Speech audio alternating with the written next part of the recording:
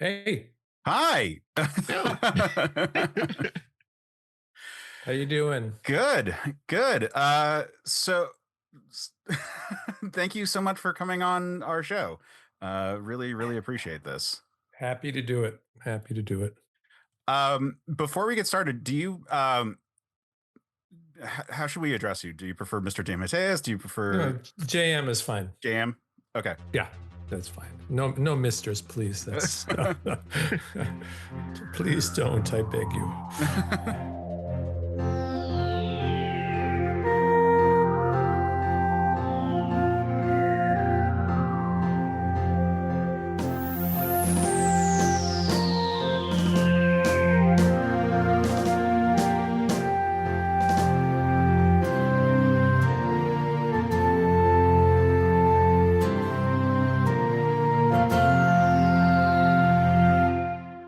Hey everyone, and welcome back to the Men of Steel podcast. I'm Case Aiken, and as always, I'm joined by my co-host, Jmike Folson.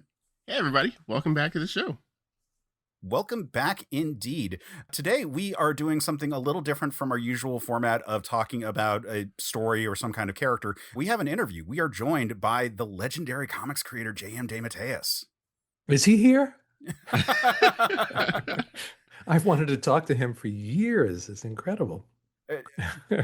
Well, going off of years, JM, like I was looking through your bibliography and I was trying to figure out what's the thing that I want to talk about most? Because you've been frankly writing comic books my entire life. And most of mine as well. So I was looking at it and I was like, man, there's that. Yeah.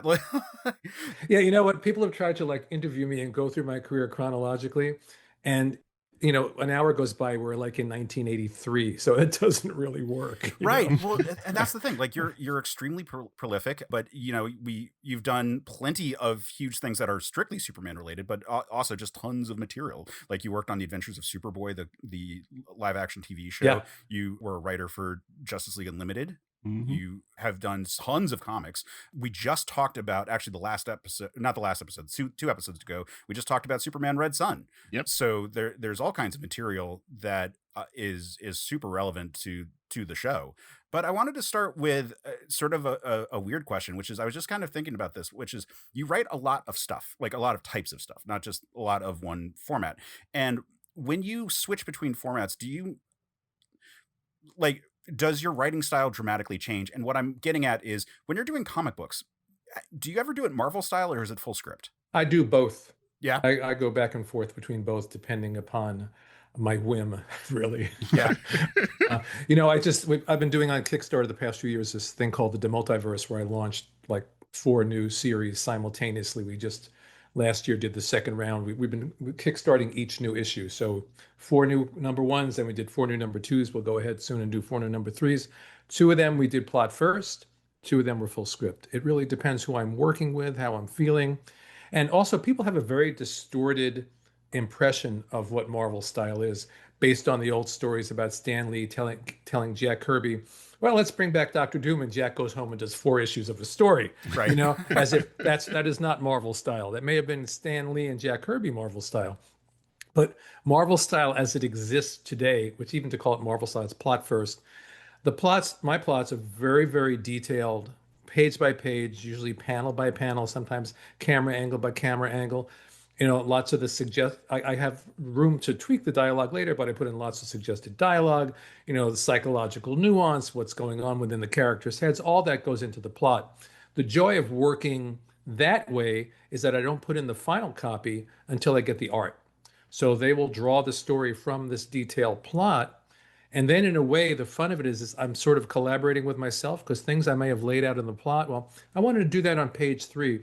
It's going to work better over here on page 6. Maybe I don't need that speech over there at all. Maybe I need to add something here. So I get to play with the story and most importantly, react to the artwork.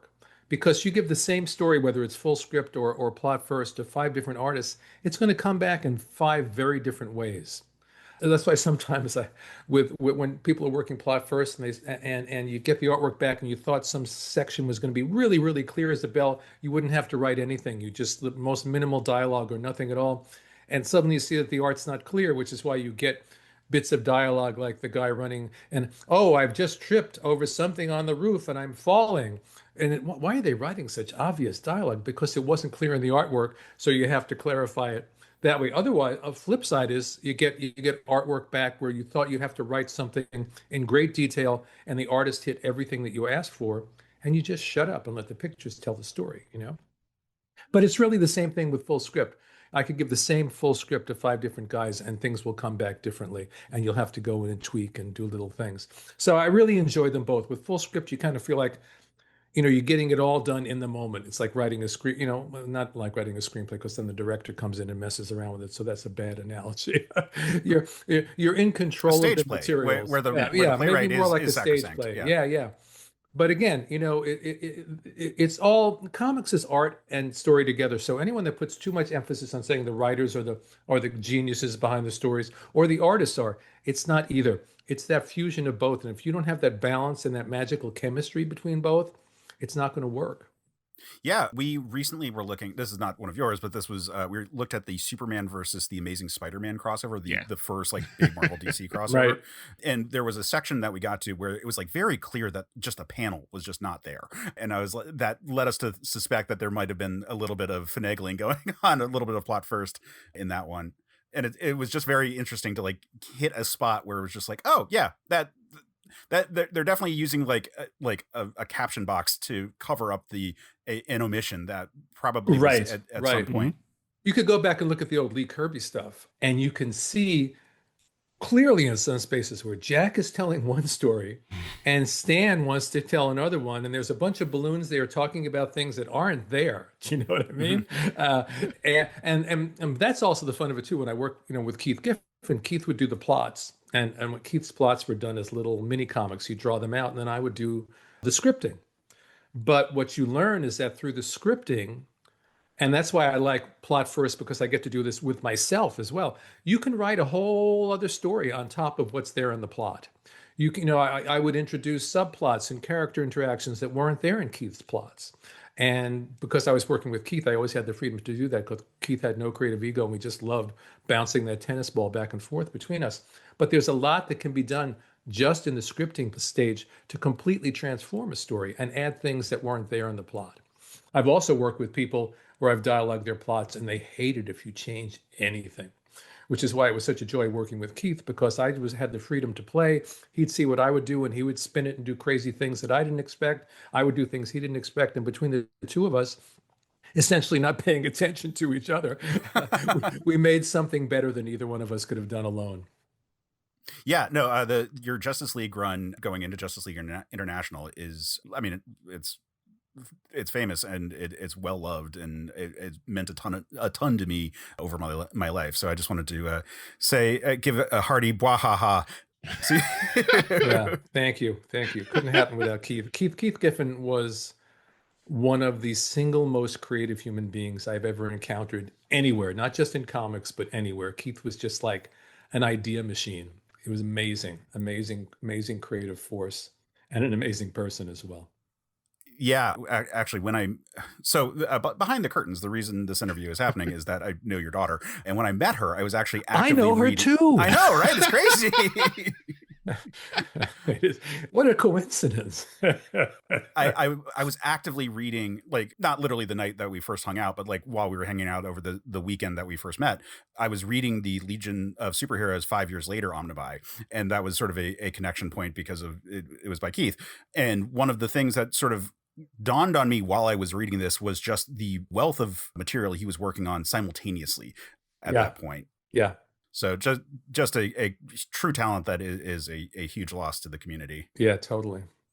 It's still hard for me to wrap my head around the idea that he's not here anymore. But why don't we step back a little bit? I know we're not going to go too much chronologically throughout your career, but what was the driving force that got you into comics in the first place? I was always creative as a kid. It's just who I am. I've often said, and it sounds like a joke, but it's really not. I am not equipped to do anything else but what I'm doing. If I had had to survive in the 9 to 5 world, it would have been a disaster, an absolute disaster. I spent my whole childhood on the floor with paper and crayons, drawing. That was my thing when I was a kid. Then along came rock and roll, came the Beatles, and it blew my mind. I had to get guitar lessons, and I played in bands for years. And I'm a songwriter and a singer and a guitarist, and so that there was that creativity. And writing was just something that always came naturally to me. I was thinking about this the other day. I remember being like 7 years old or something, and getting the Yellow Pages, for those of you that remember what the Yellow Pages was, and opening it up and looking for a publisher for my novel. Now, I'm 7 years old. I haven't written a novel, but I decided I had to find a publisher first. So I also remember being 14 years old and being on the phone with a friend of mine and saying to him at 14, I will never have a job in the 9 to 5 world. I will not do that. I'm going to do something creative with my life. I just knew it. And thank God, I think that's one of the reasons I was able to succeed, because I knew if I didn't do this, I would be in deep trouble. Was that vow fully taken up? Like, did you ever end up with a 9 to 5er at any point? I occasionally did, well, I would be playing in a band and I need some money, so I'd get like a temp job for like a week or two. There would be these jobs in the New York Times saying, get a job in publishing. They needed somebody for 2 weeks to come in and do something. And it'd be some horrible, miserable job, that you do for 2 weeks. And that's the closest I ever came. I think I worked in a bookstore on and off for a while, but that's about it. Mostly in my life, I've made my living creatively, whether it was playing in bands. I was a music journalist, and comics came along. And of course, comics led to TV work and prose work and all these other things. So I've been very fortunate, very, very lucky. Now, when you say comics came along, that like speaking as someone who like it took me 10 years to actually finish like writing my like first comic script. It like and in just now like trying to figure out how to publish it. Getting into comics has always been like a dream of mine. Like but you make it sound like you stumbled into it. Like where No, I didn't stumble into it. No, no. I always say to people, if you want to make it in the freelance life, you need a hard head and a thick skin and a really fierce will. Because the nature of the beast, even after doing this for 40 plus years, rejection is a huge part of the freelance life. It just is. Doesn't matter how successful you are, there are still always doors slamming in your face and disappointments. And if you don't have the nervous system for that, if you don't have the nervous system for not knowing 100% where that money is coming from tomorrow, you can't do it. You have to want it really more than anything. And I just did. I wanted it more than anything. I had two very practical goals as a teenager. I was either going to be a writer or a rock and roll star. So it gives you a sense of my nature. Go big or go home. Yeah. So really, I just kept banging my head against the wall until I got through. Early, I remember being about 18, and I had no idea what a comic book script looked like, and I just wrote up some script of my own imagining in my own format and sent it off to Marvel, thinking, oh, this is probably going to be great, isn't it? And I got a letter back that just completely, in the most unkind way, eviscerated me. And just that alone could have been enough for some other person to make them go, I'm not going to do this. But to me, it was like, okay, they didn't like that. On to the next thing. And like a year later, DC Comics was doing an apprenticeship program where people could become a writer apprentices and artist apprentices. And I thought, oh, I'll try that. And I wrote a script and I sent it in, and I didn't get into the program, but I got some great feedback that I felt was really, really helpful. And the process went like that. And I knew a guy from Brooklyn College who was working at Marvel. He was selling stuff to Crazy Magazine, which was their Mad Magazine knockoff. He said, you should send them something. And I'm like, I don't know, crazy. It's not my forte. But I sent them something, and I actually sold them something. Got a check with Spider-Man's face on it. It was very exciting. And I thought that would open the door for me into the comic book side of things, but it didn't. So what finally broke me in was I wrote up some more samples for DC. I sent them in blind, and someone said, well, we're not going to buy. And one of them was actually a Superman story. So there we are. We've justified the whole conversation. Yes. And whoever got the sample said, well, we're not going to buy a Superman story from some writer we've never heard of, but Paul Levitz is buying stories for what they used to call the mystery books, which were the anthology books, House of Mystery, Weird War Tales, House of Secrets. That's where people broke in those days. They were little 5 to 8 page twist ending kind of supernatural Twilight Zone kind of stories. And I just kept pitching Paul, who graciously kept reading my stuff, even when it was awful, until I sold him something. And that was the beginning of my career. But That's like I said, hard head, thick yeah. skin. The very first letter that I got back from Paul, he tore my stories apart. He criticized my typing. Oh This is in man. the days of, I mean, like there was no stone left unturned. But he said, feel free to submit again. So in my mind, all I really saw was feel free to submit again. And I am so grateful to Paul that he even read the stuff in the first place. It's amazing that he did and he took the time with me. But through those interactions, that got me in the door. Pretty cool. That's awesome. Now, jumping forward in your career, how did it feel then then be working on the Twilight Zone TV show when it had its '80s relaunch? If that was sort of like a how you broke into. Yeah, that was the same kind of thing. I didn't really know much of anybody out there. And I used to, write letters to people on TV shows and try to get through the crack in the door. And same thing, I was reading an article about, oh, they're reviving the Twilight Zone. And I saw that Alan Brennert, a very well-known TV writer, who had also done some comic book work, was one of the guys on staff. So this is back in the days, no email, back in the days of letters. I sat down, I wrote him a letter, stuck it in the mail, and he actually wrote back to me, allowed me to pitch to the show. And eventually I sold them a story. And that got me in. That was the first TV script I ever sold. And for me, a kid who grew up just loving, if not actually living in the Twilight Zone, which I guess I pretty much did and still do, it was a great thrill to have that be my first sale, to be part of the Twilight Zone. Obviously the 1980s version, not the 1960s version. Right. No, but that's very cool, and it makes a lot of sense that you would have been given the opportunity by way of these like short form stories that are really like, riding on the twists or on how well you can like spin the narrative to like surprise people, and that's very cool. It was a great way to learn also, because you had 6 or 8 pages in these comic book stories to tell this story. And in 6 or 8 pages, you needed a strong plot, you needed a character arc. You know what I mean? You needed everything that you need in a giant novel, you needed to telescope down to 6 or 8 pages. And it was a fantastic way to learn the nuts and bolts of how to write a comic book script. In that process, what would you say was the most important thing you learned there? Everything. You know what I mean? It was really in those days, honestly, that they were paying me anything, that they were even going to print the stories. I didn't care. This guy at DC Comics was letting me write this script, and he was teaching me along the way. I always say those early days were like comic book college for me. I worked with Paul Levitz. I worked with another wonderful editor named Jack Harris. Then I started working with Len Wein, one of the legends of the business, and who took a great interest in my work and became not just my editor, but my mentor and my friend. And then I worked with Jim Shooter at Marvel. All these guys were like my professors at comic book college. And it was just a fantastic way to learn and to get paid while I was learning. Obviously, they saw something in my work or they wouldn't have kept working with me and paying me. But for me, it was just like, when I see people that start out in any discipline and they already think they know it all, and I've encountered those people over the years where they ask for your feedback and then you give it and they basically tell you they don't really want it. They just want your stamp of approval. I was just a sponge. Teach me. Tell me where I'm wrong. Tell me how to do it right. I want to learn. I want to grow. I still remember Jim Shooter saying to me, you're different than a lot of the guys I work with because you listen to what I say. And I'm thinking, you're the editor-in-chief of Marvel Comics. Why wouldn't I listen to what you have to say? I want to work here, But there are people out there that are just so sort of locked into their little narrow vision that they don't want to expand that vision. They don't want to learn. They don't want to grow. They just want to do it the way they see it.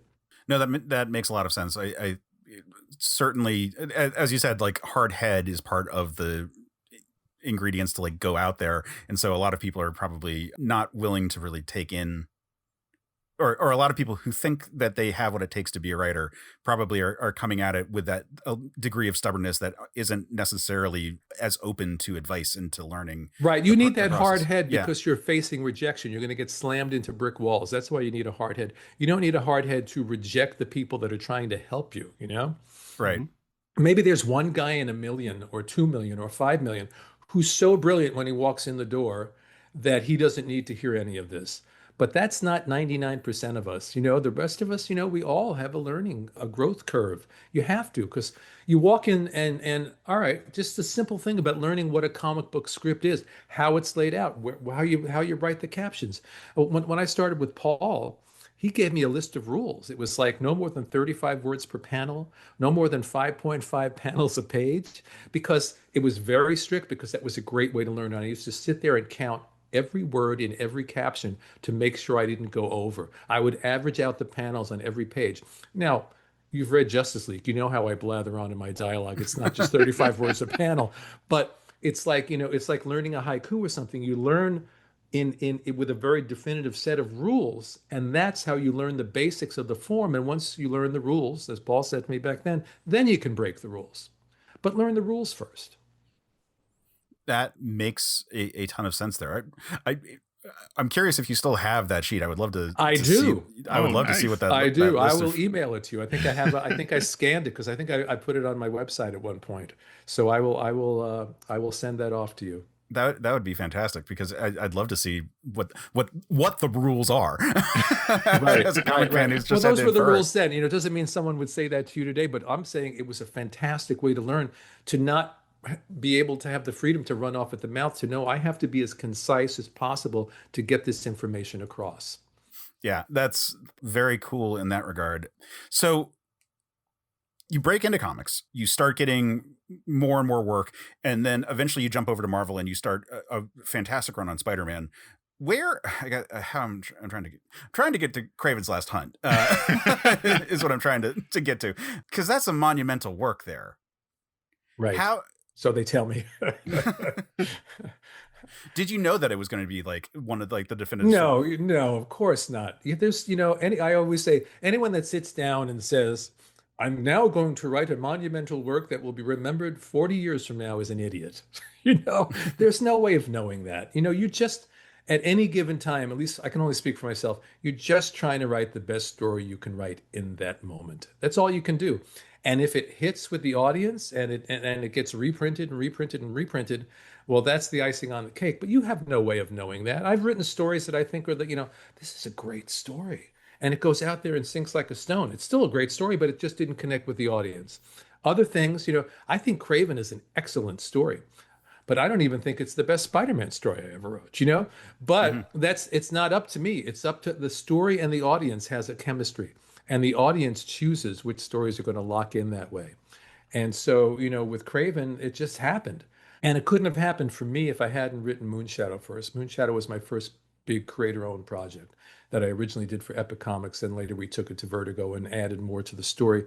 But writing Moonshadow, I was able to step out of that Marvel and DC mindset of like, this is how you write comics, and just write as if I was writing a novel. And that freed me up. It allowed me to find my voice as a writer in a way I never had before. And that freedom of approach, when I went step back into the Marvel Universe to work on Kraven's Last Hunt, I think that's what allowed me to write that story in the way that I did, along with the fact that I was working with Mike Zeck, who's one of the greatest visual storytellers to ever work in mainstream comics. But that goes back to what I was saying before, when you're working Marvel style. So Mike Zeck is an impeccable storyteller. Everything I put in that plot is there on the page. All the surface emotions are there. I don't have to explain, I'm angry now, because it's there on the character's face. The actions as they move from panel to panel are really, really clear. So if you look at Kraven, you know, 80% of that narrative is interior monologue. If someone else had drawn that story, I might have had to spend half the time explaining what's in the pictures. But with Mike, because everything was so clear, I was free to go deeper and deeper and deeper into the characters' heads, which is my favorite thing to do. Yeah. Now we talked a little bit about Justice League, and I'm kind of curious about this one. So I know that you were brought in after to script it from Keith. What how did that process start, and then what was it like? Was that the first time you were like scripting from someone else's plot, or had you been doing that for other people at that point? I think I had done it once or twice. I remember there was a Spider-Man story that Denny O'Neil had plotted and I dialogued, and maybe one other time something. But this was different because this became an active collaboration. But in the beginning, the way it started was, originally I think, they thought Keith would write the book himself, but Keith hadn't, Keith, as great as he is as a plotter, at that point didn't feel that he didn't have the confidence to go ahead and do the scripting. I think he was more than capable, honestly, but he didn't have the confidence at that point. And Andy Helfer, our editor, one of the best editors to ever sit behind a desk at DC Comics, I had worked with him on the end of the previous Justice League. I wrote the last 6 or 8 issues where we wrapped up that Detroit Justice League. So he wanted to bring me on to script Keith's stuff. And I'm reading Keith's plots and I'm thinking, this guy doesn't need me. I really fought with him for the first 6 months or so. You don't need me. You don't need me. And then I realized, oh my God, I'm having such a good time working on this book. My fear was that this is so easy and effortless. There something must be wrong, you know? Then I Right. realized, oh no, wait, it's easy, it's effortless, and it's good, and I'm having fun. I think I'll stick around. And the next thing I knew, it was 5 years later of Justice League Europe, Justice League Quarterly, all these spin-off miniseries, all these other projects. Justice League consumed my life for like a good 5 years there. And it just we just naturally, in the beginning, there's always a little self-consciousness. How far can I go with the script? How far can I push this? And then I saw that Keith and Andy gave me lots of leeway to play through the scripts. Keith's plots were brilliant, and he was always surprising me with his amazing ideas. And he gave me all the freedom I needed to do what I wanted to do. And we just got into a rhythm together. And of course, we also had in the beginning, the first year and a half, we had Kevin McGuire, who was perfect for that series because it depended so much not on superhero action, but on character interaction. And Kevin does acting on the comic book page better than anybody in the history of comics, as far as I'm concerned. Oh yeah, his I always faces say, are just yeah, amazing. I always say if Kevin had not been drawing that book in the beginning, we might not be talking about it today. It was the right group of people that Andy pulled us together, and Andy was a great editor. He knew when to restrain Keith because Keith left to his own will go as far out into the far reaches as anyone. And he also added, you say to me, just write as much as you want. If there's too much dialogue on the page, I'll just cut it back. So I was free to just blather on, and it all somehow worked. But I always say the joke of it was, we did that for 5 years. But same thing as you said before, we're not thinking, oh, this is a great book. We knew it was very successful at the time. People liked it, it sold well. But once the gig was over, the gig was over. It was just, as a freelancer, you're just moving on to your next gig. You're not looking back thinking, what a great achievement I just concluded, or anything Right. like that. You're just like, how am I going to pay the rent next month? Right. And so we didn't come back together again for 10 years till we did formerly known as the Justice League. Right, which I wanted to bring up just because I love but that and I can't believe it's not Justice League. Yeah. Yeah. And that's when we all kind of went, and this is true. It took us 10 years later to go, oh, this is really good what we do together. We should really keep doing this. And we did, especially Keith and I did many, many more projects together. We did several more projects with Kevin along the way. I'm working on a project with Kevin right now for Dark Horse for the Minor Threats universe that Patton Oswalt and Jordan Blum have created. So that was the first time we kind of went, this is really good. Let's keep doing it. And the longer Keith and I did it, the looser it became. The more, if Keith and I would discuss a story, and then he'd go and do the plot and he'd change everything. And by the time I got the plot, it had no relation to what he first told me. And I was free to do the same thing with the script, and it just always worked. With Keith, it became like a mind meld. If I didn't even need, on some level, I could sit down and write a Geoff and DeMatteis story right now because Keith lives in my head. Do you know? I just there's a certain space I would get into when we're working together, and it brought out a certain aspect of my personality and my writing that didn't come out otherwise. So as I said before, kind of we came together to create something together that we couldn't really do individually.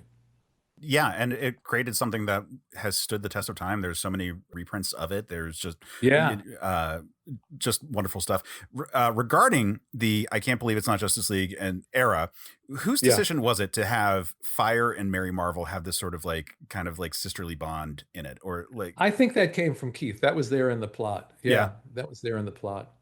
The other funny thing about that, formerly known as, was we hadn't done it for 10 years. And my fear going in was, I don't know if you've ever seen these like TV reunion movies where like it's like 20 years after, Andy of Mayberry or whatever, they're going to right. get the whole cast back together.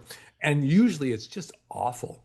And that was my fear, is that we were going to get together and it was just going to just fall apart and be like a terrible TV reunion movie. Oh man. And I remember being maybe 4 or 5 pages in and realizing, oh, I'm having more fun than I ever had with this. And this is just great. And it just took off from there. But it could have gone the other way. Well, as far as things that live rent free in people's heads, the scene of Mary Marvel beating up Captain Atom is always a scene that I'm going to remember, just because I am a gigantic Shazam fanboy. Yeah, that's one of the things from the original Justice League, because we had Captain Marvel in our original JLI issues, and there was some rights thing that we couldn't keep him around for more than X number of issues, so he had to leave the book. But we could have kept, well, I would have kept him around forever because I love that split of the fact that he was played at that point in time.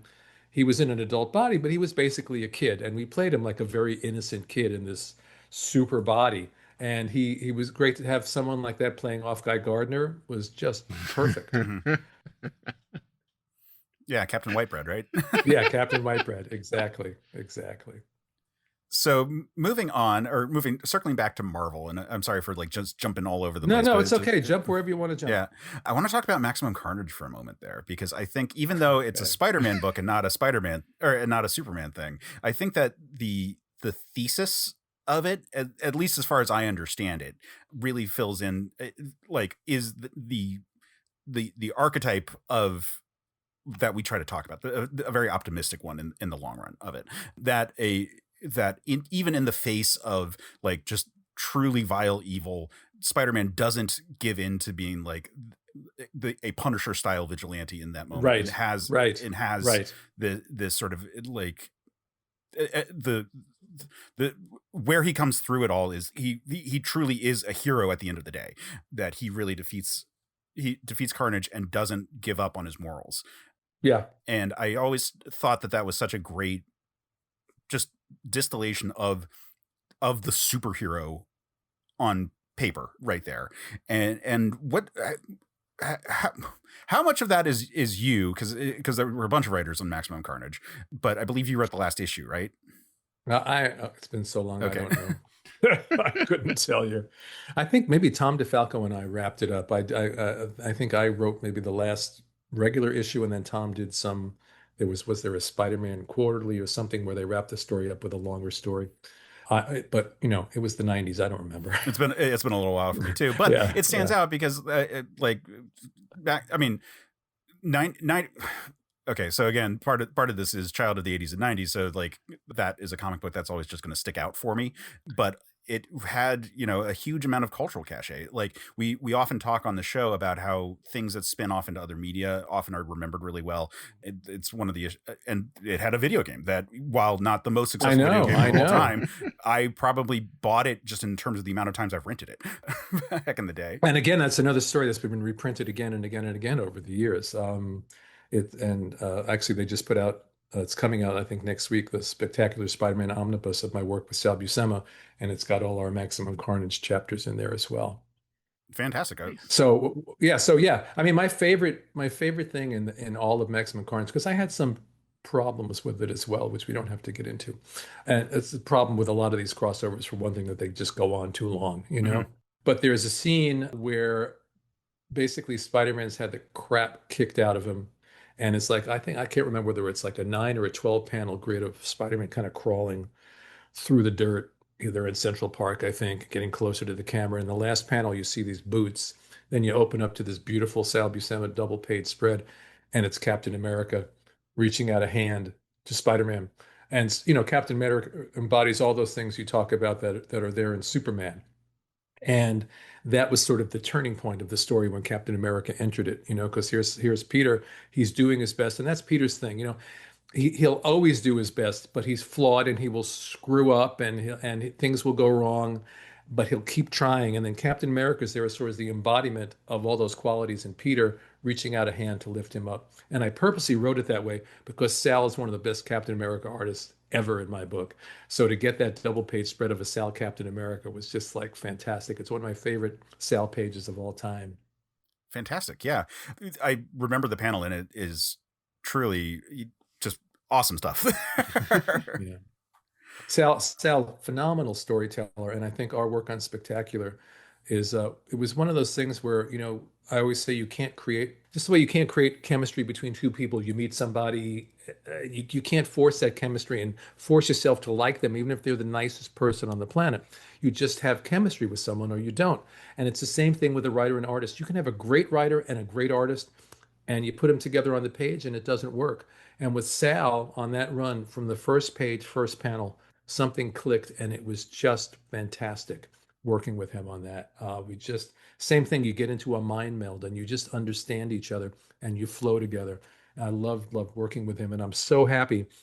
I've been waiting literally decades for them to finally collect this stuff. And I got advanced copies of this omnibus last week, and it's just beautiful. I'm so happy about it. That's so cool. I can't wait to see that in the store and pick that up. Oh, yeah. Yeah. shifting from Maximum Carnage to Maximum Clonage. Okay. I don't really have much to say about Maximum Clonage because talk about a run that or a crossover that went on too long. Yes, and I put on my parachute and jumped out about, I don't know, a third of the way through. But I always appreciated that you have championed Ben Reilly, a character that I have I enjoyed. love Ben Reilly. I mean, a lot of great, the Clone Saga, actually, it's funny. It did go on too long, but there was a lot, and it went on too long, not because of the creators, but because marketing said, this is a big hit, keep it going. And kept going and going and going and going and going. Right. And then when it came to the end, from what I gather from the folks that were working on it at the time, nobody in a position of power could agree on how they wanted it to end. So it was just a lot of struggle there for them, the guys that were working on the books at the time. But you had great characters like Ben Reilly and Kane. There was a lot of great stuff in those stories. And I got to do some of my favorite Spider-Man stories. I did a mini series with Ben Reilly called The Lost Years, Yeah. which I think is one of the best things I've ever done. I did Amazing Spider-Man 400 with the death of Aunt May, I think one of the best Spider-Man stories I've ever done. There was a lot of great stuff in there. So whatever it was 3 years ago, when Marvel called and said, hey, do you want to do a story, Ben Reilly story, set right in that moment when he took over the Spider-Man identity, I didn't have to think about it because you get to know these characters in a very intimate way, to the point where, as crazy as it sounds, or if you're a writer, then it won't sound crazy to you, they're not characters, they're people. I've often said I know Peter Parker better than I know some of my friends because I know every thought in his head when I'm writing him. And the same way with Ben, I got to know Ben so well. So to write that series was like, oh, Ben Reilly, I haven't seen you in a few years. Let's sit down and have lunch and catch up, and you get to know them again, and those friendships where you haven't seen somebody in 5 years and you start talking and it's instantaneously you pick up where you left off before. That's how it was with that Ben Reilly series. I just had a great time with it. Well, I just wanted to thank you for that. As a giant Ben Reilly fan, when I saw the more recent Ben Reilly book that came out a couple of years ago, I was like, thank God. Like snapping back into that era for the character was just so natural. I loved it. I loved it. And that we got to work in a little crack where we didn't know there were stories to be told that hadn't been told before. Marvel has done a bunch of these sort of retro stories in recent years. And I've done, I don't know, I'm working on maybe my fourth Spider-Man miniseries in the past 3 or 4 years right now. But if you just do it as a nostalgia piece, it's useless. The story has to mean something. Just to go back, let's go back to the old days and recapture that. That's like, okay, I'll go listen to a record I liked when I was 12. That's not what you want. You want something fresh, some new insights into the character, some new depth, and that's what I've tried to do. I did with that Ben Reilly series and all the other minis that I've done since then. You want to go back. I did one called Shadow of the Green Goblin last year, and it took place within the first couple of weeks of Peter becoming Spider-Man. And it's like, okay, let's really look at that. Let's see where Peter was. Let's see where Norman Osborn was. Let's see where Gwen and Harry and all these characters were, and show them in a light that maybe we haven't seen before. Because if you can't find something new to say, then you shouldn't be saying anything. Yeah. I mean, especially now with the availability of so much material just in like the DC and the Marvel apps, for example. Like you can go back and read those books. Like I keep being astounded at the number of fans that I find online that are like in their like teens or 20s who are like deeply invested in books from like the 80s and 90s. Yeah, I'm always astonished. I was just at San Diego Comic-Con for the first time since 2005. It was quite a trip. Wow. And I'm doing a signing, and these two girls come up, and they look like maybe at most they're 20 or 21, and they're dressed like Beetle and Booster from JLI, and Nice. they're completely into this stuff, So obviously, the whole new generations of fans are finding this older material and taking it to heart. It's an amazing thing. Yeah, we should pause and just note that Jmike is a gigantic Booster Gold fan. Yep. Oh, It was gonna come up. I was waiting for it. Jmike, I've been doing a lot of the talking. Do you have any Booster Gold questions or anything else you want to throw out? Oh God. Well, I mean, because it's the series is coming up. Was that on the Max soon? I hope. I'm super excited for it. But like, what was it like penning the stories and coming up with ideas and stuff for that series? Plus, I see Dr. Fate behind you too. He's also another one of my favorite characters. yeah, they just collected my Dr. Fate run. Just came out last month, and another one I've been waiting years for them to collect. With the characters, I kind of going back to what I was saying about Ben Reilly. It's really about following the characters. Keith and I didn't sit down and say, let's put Beetle and Booster together and kind of make them the Abbott and Costello of the team. You know what I mean? It If we had thought about it consciously, it probably wouldn't work. But there were a couple of scenes where they were together, and Keith set up some really fun situations, and I got them talking to each other, and there was something there on the page that we They didn't hit it off. anticipate. Yeah. Exactly right. They hit it off. So we followed that. They led us. We didn't lead them, you know? I hesitate to admit this, but before I worked on JLI, I had no clue who Booster Gold even was. I knew the character existed. I'd never read the story, so I would follow Keith's lead in the plot. And we developed basically our version of Booster, you know, and I've never heard a negative word about it from Dan Jurgens, so God bless him for liking what we did, you know, because it's his character that we wouldn't have been able to do anything without Dan Jurgens, right? But the same thing, the characters led us through, and years later, maybe like I don't know, 10 years ago, Keith and I did a run on the regular Booster Gold book, and suddenly, what was the robot's name? Was Skeets, right? Yeah. Is that the Mhm. robot?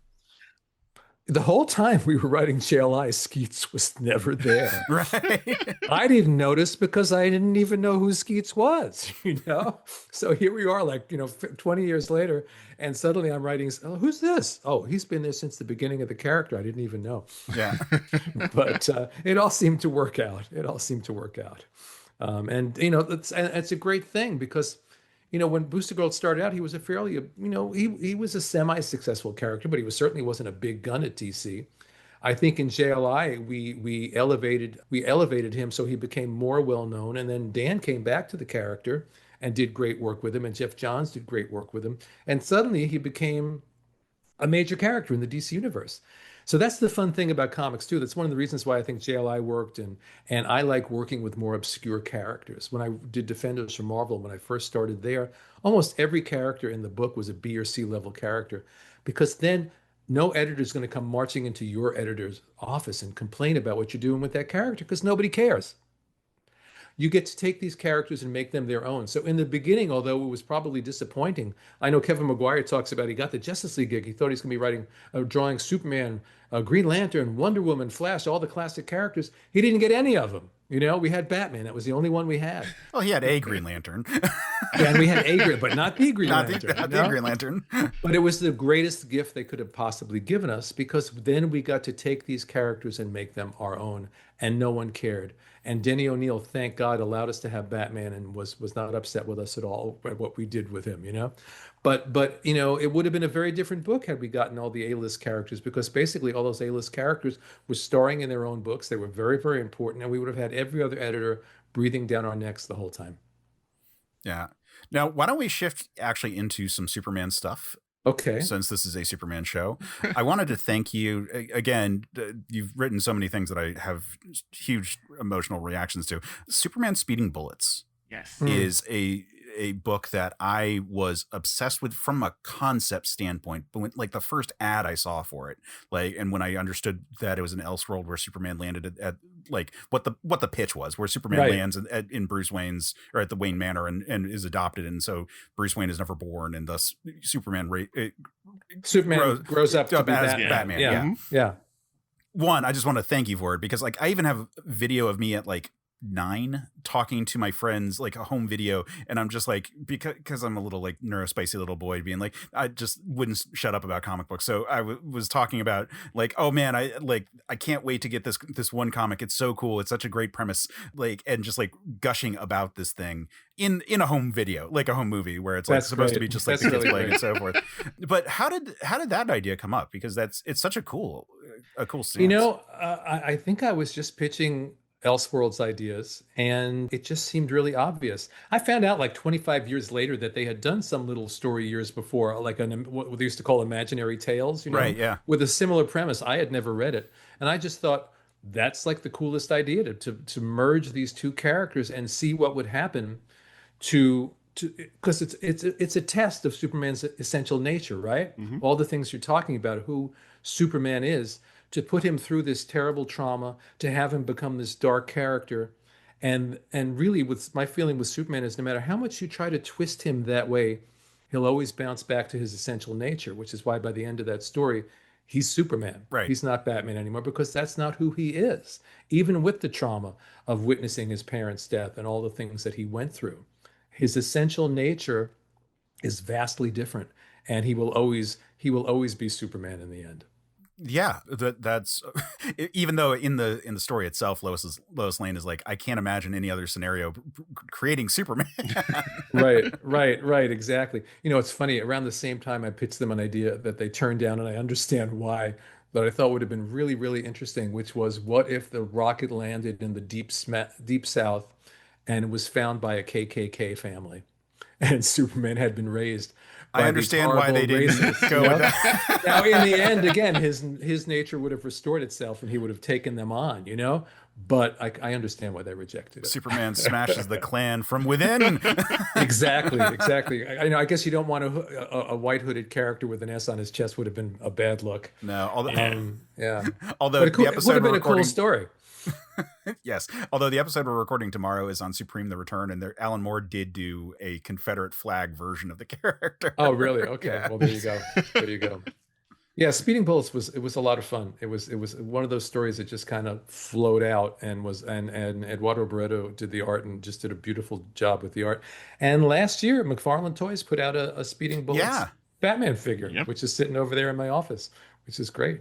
Yeah, I love the like sort of fused design of the character, like a little bit of the Pentagon shape Yeah. to the bat symbol and all that. Very cool stuff. So actually, this brings up a question I have. So the 90s seemed to be the era of Elseworlds. Was there like a general like call for like Elseworld submission concepts? Like it just like the idea rolled out. There was that one year where the annuals were all Elseworlds, and then it just seemed like there were just a ton of Elseworlds, and then it kind of died off around like the 2000s. Was there not, I guess not the 2000s, I guess like closer to 2010, was there like a call for writers to submit those kind of things? Like how did that process work? I honestly don't remember. All I remember is that I had the idea and I pitched it. It wasn't like someone said, "Oh, do you want to do an Elseworlds?" Or it could be that they did. It was a long time ago, but my memory is that I had, "Oh, what a cool idea. Let me pitch this." And they said, "Sure, let's do it." And off we went. The funny thing is, so maybe the Elseworlds died off, but then what came in is all this, multiverse, parallel universe stuff, which is all basically Elseworlds. Let's go to this universe and see this Right. version of the characters. Let's go to that universe. To the point where it's been done to death, I think, at this point. I think we need to take a breath and lock up the multiverse for a while, because it's been in like every comic book and every TV show and every movie 100 times over now. Yeah, and even when it's used well, like in your Justice League Unlimited comic run that happened recently, Yeah. where we had like the wonderful moment of the two Supermen meeting each other and just like Yeah. immediately Yeah. vibing, because it's just like, oh yeah, you're Superman, I'm Superman. Right. Exactly. Yeah. That was really fun to return to Justice League Unlimited, and it was great. I keep hoping that they're going to revive that show and bring it back, because it was such a same thing when you talk about, when that show was coming out, it was popular, but I've seen in the years since it's taken on this glow. People really, really look at that show as like a peak of Justice League storytelling, and I think it's one of the best versions of the Justice League in any medium, comics, movies, whatever. And it's not because of me; it's because of Bruce Timm and all those guys working on that show. I would love to see it come back. We were secretly hoping that maybe that miniseries would be a door in, and they would adapt that. It would be a great story Yeah. for a revival of that show. Despite the fact that I just said I'm sick of the multiverse, I'll write that story. Oh man, if the JLU came back, that'd be amazing. Yeah. Yeah, no, that's definitely a soft spot for a lot of people, but my age and younger, who grew up on that show. And speaking of Superman, my first episode of that show was for the man who has everything. Which is just a Oh, God. fantastic episode. Oh man. So here's a question going like down the barrel of Superman stuff. When you're writing Superman, like the way you say Peter Parker better than some of your friends, like how in the head of Superman do you get, and like what is sort of your writing process for a character like that? It's interesting as you say that, and I never thought about this before, so you'll get an answer I never gave before. With Superman, I'm thinking I'm not in his head, I'm in his heart. It's a different quality. There's some essence of Superman that I think we all intuitively understand. And it's to be found in the heart. That's one of the things I loved about the James Gunn movie. It got the heart of Superman. Yes. It really got it just right. Because I'm thinking of working on that Justice League Unlimited series, which ended up being called Justice League Infinity, where I think in retrospect we just should have called it Justice League Unlimited Phase 2 or something. And there's a scene where he's in one of these parallel worlds, and it's basically a bunch of neo-Nazis in the park, and it's like Charlottesville was a Charlotte, with all the torches Yeah. and the whole Right. thing. Hmm. And his first response is he gets really, really upset, and then instantly thinks about something his father said to him about, the struggles that people go through and what brings them to these moments in their lives, and reaches out to them with compassion. And that, first of all, I think that's my favorite Superman scene that I've ever written anywhere. But it also is the essence of the character. His first instinct is not to punch you in the face or drop a building on your head. His first instinct is to find that door in, because he is, some characters, Peter Parker is an inherently decent person, but he has a lot of flaws, and he screws up and he has to pick himself up again. I think for Superman, he's inherently so decent that it just comes natural to him. It's just baked in there. I think the hardest part with Superman is to keep him human and not just have him be a symbol, because he is a symbol. I feel like periodically, down through history, we our collective unconscious as a species, we create these symbols that we need. Whether in the old days, it might have been the gods that people dreamed up. And I think collectively we all needed to dream Superman, to dream sort of the best of us rising up out of our collective unconscious. This symbol that you can go all around the world, even people that have never read a comic book will see that S. They know what it is, they know what it means. And the challenge is to also remember that he's human. And I think that's what James Gunn got really nailed so well in that movie. He was all the things we love about Superman, but he also was human, and he makes that speech at the end. He said, "That's my greatest gift, is my humanity." And I always said that, Superman's greatest power, isn't that he can, punch you and knock you across the world. His greatest power is his inherent decency. And also, I think, especially in the movie versions, his other greatest power is that he's so damn charming. Yeah. You think about Christopher Reeve, you don't remember that he's like got all these powers. It's just he's so charming and decent. Yeah. And his charm is a very important part of what the character is. Now, all these things evolve. Every decade gets a slightly different Superman. And if you look at the early Superman stories, he was more like a rough and tough, James Cagney, 1940 kind of character, but he was still fighting for the right things. My favorite Superman story, probably of all time, is the one, and I'm going to get the details wrong, but he was really upset that there were all these slums in Metropolis.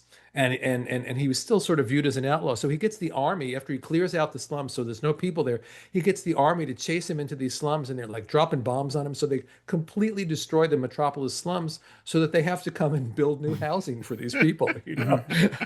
Now, I don't think logically that would really work that way, but what a great story, and what an essence of that version of Superman. It's like, I want to help these poorest of the poor, the most oppressed of the oppressed, and I'm going to get these idiots in authority to destroy this so they can build new housing for these guys.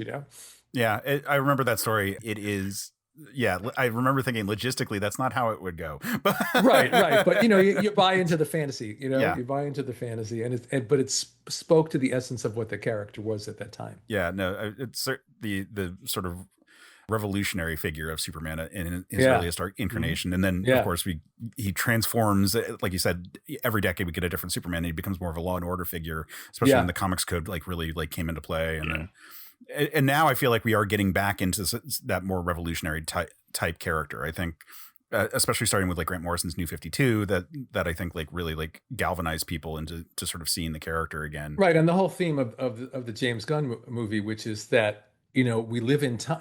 Once upon a time, to be the good and decent guy was corny, but in a time like this, where we're dealing with a world where people seem to revere arrogance and cruelty and stupidity, to be the decent guy is the outsider. To be, as they say in the movie, be the decent guy. That's the punk rock stance. To be decent, to be moral, to treat people with kindness and compassion.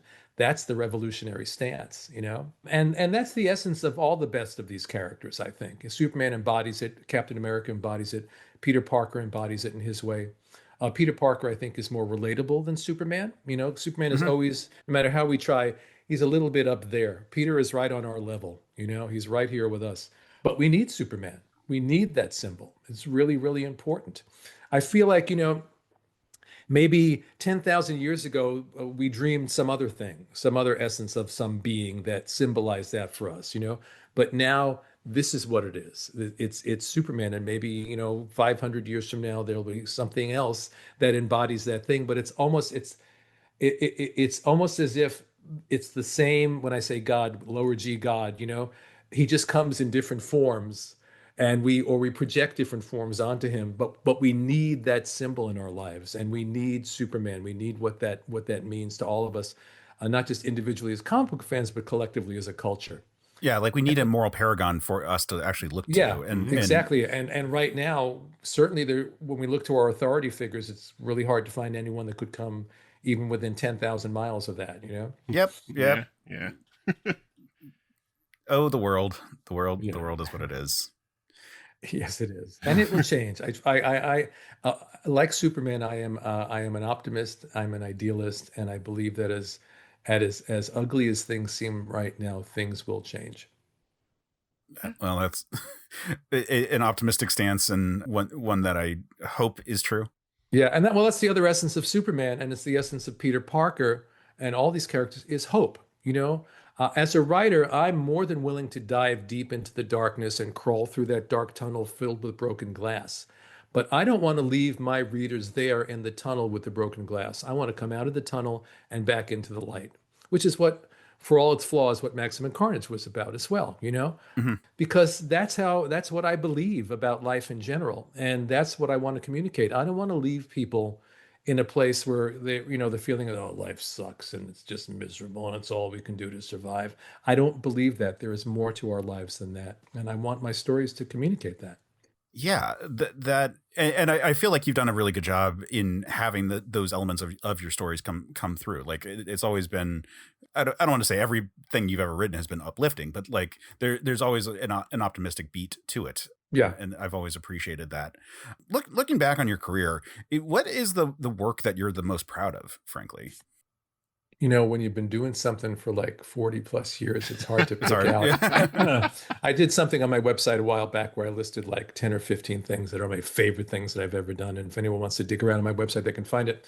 If I was going to pick my absolute favorite things, and again, my favorite thing doesn't necessarily mean it's the audience's favorite thing. It doesn't even necessarily, it means it's the best thing, but it's the things that mean the most to me that I feel encapsulated what I try to do. One is Moonshadow that I did with John J. Muth, which is my first creator-owned series, which Dark Horse just put out a new edition back in May, which I'm beautiful, beautiful edition. Another is Brooklyn Dreams, which is my autobiographical graphic novel that I did with a wonderful artist named Glenn Barr.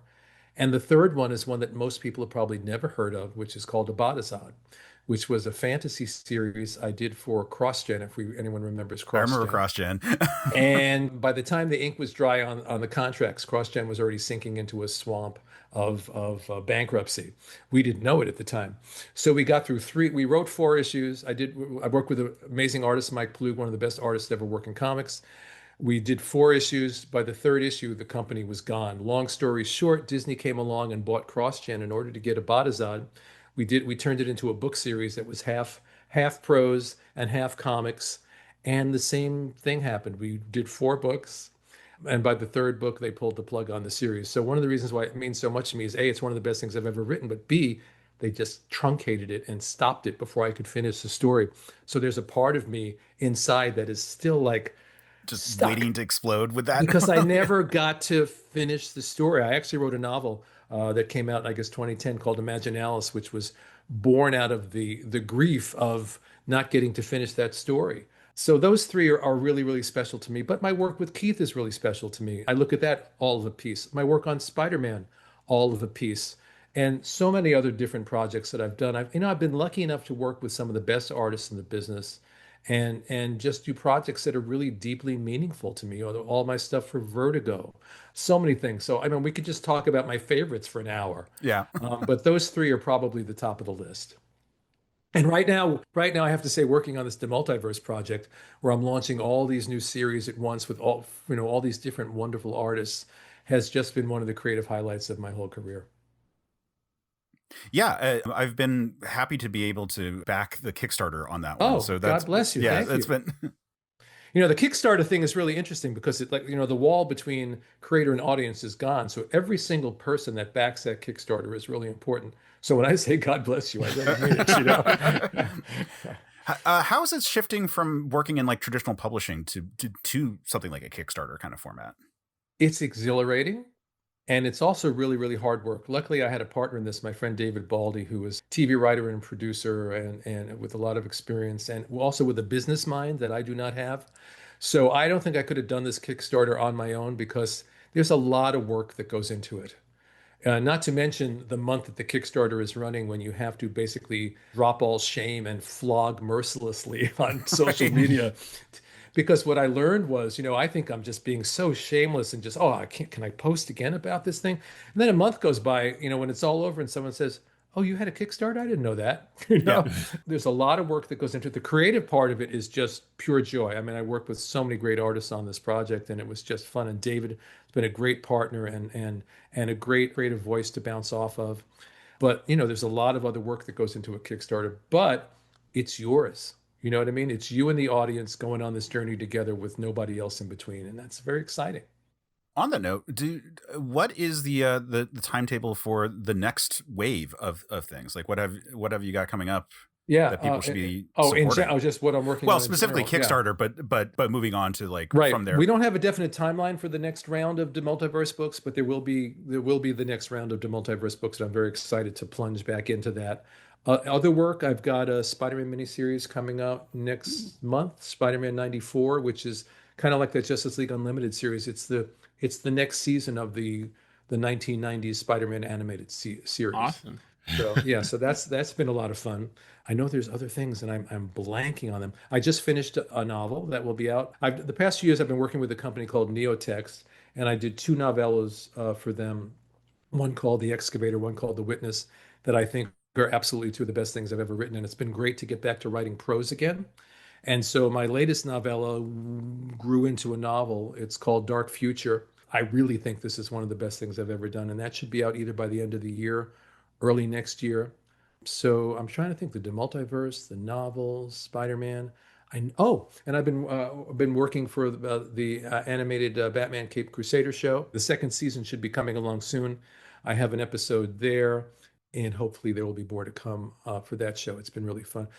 Obviously I've done a lot of animation work over the past 20 plus years or so, and this is a lot of the same folks that worked on Batman the Animated Series, but it's another reimagining. It's sort of Batman as 1940s film noir. Mhm. And I don't know if you saw the first season when it came out on Amazon last year. If you haven't, check it out. It's a really fun show, and they just build on that with the second season. And so yeah, so there's always it's always so for me to be working on a book, to be working on an animated project, working on comic book projects for those classic characters, working on my own characters, I like to bounce back and forth between these things. That's the reason why I still do it after all this time, because it's still challenging and it's still fun, and I keep it diverse.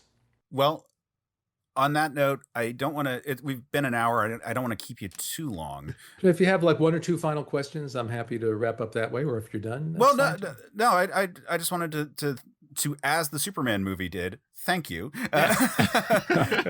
Where should people give your website? Where should people find the stuff that you're working on? Website is JM DeMatteis. I just mispronounced my own name. JMDeMatteis.com. I'm on Blue Sky a lot. I am not on Twitter X anymore. I have dumped that.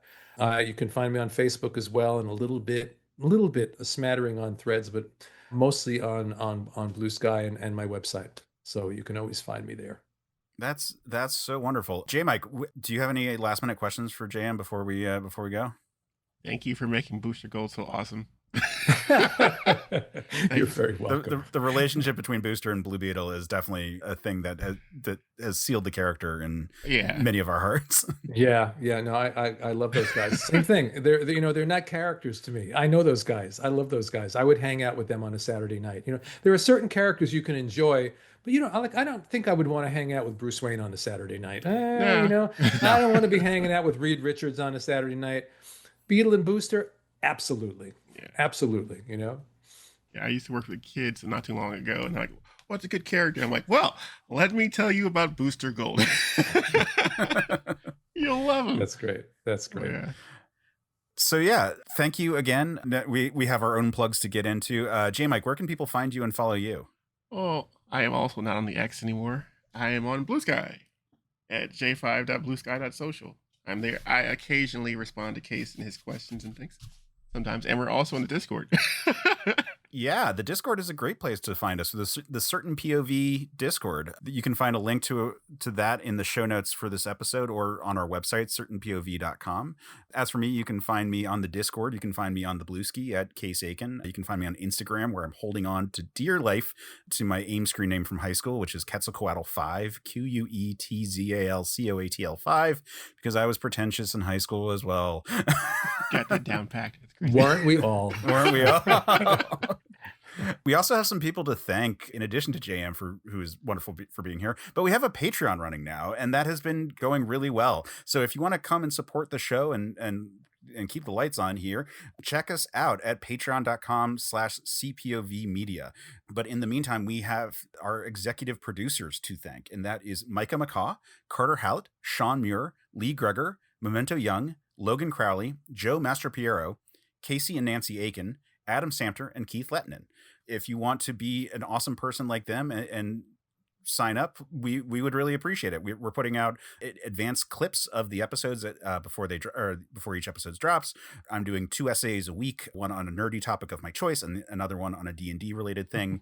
So those are all fun things to check out, and we're continuing to develop more stuff for people on the Patreon. So that would be really cool to check out. You should also check out our YouTube channel if you're not watching this on YouTube right now, because that has been going really strong. It's grown exponentially in the last couple of weeks. We are really hitting it off in really great ways, and very excited to do new content there. So check that out. That's also Certain POV Media on YouTube. Check all of that out.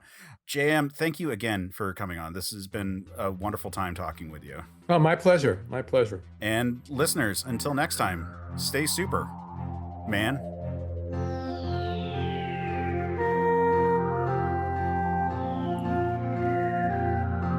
Men of Steel is a Certain POV production. Our hosts are Jmike Folson and Case Aiken. The show is edited by Sophia Ricciardi. Our logo is by Chris Batista, and episode art is by Case Aiken. Our theme is by Geoff Moonen. Do you have a comic book you just can't stop thinking about? One that stuck with you years later?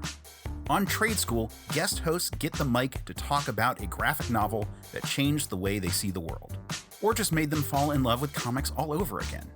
In just 5 to 15 minutes, you'll hear stories about the stories that real people love the most. Trade School, a short-form ongoing series about the comic book trade paperbacks we love and why we love them. Find it wherever you get your podcasts. CPOV. CertainPOV.com.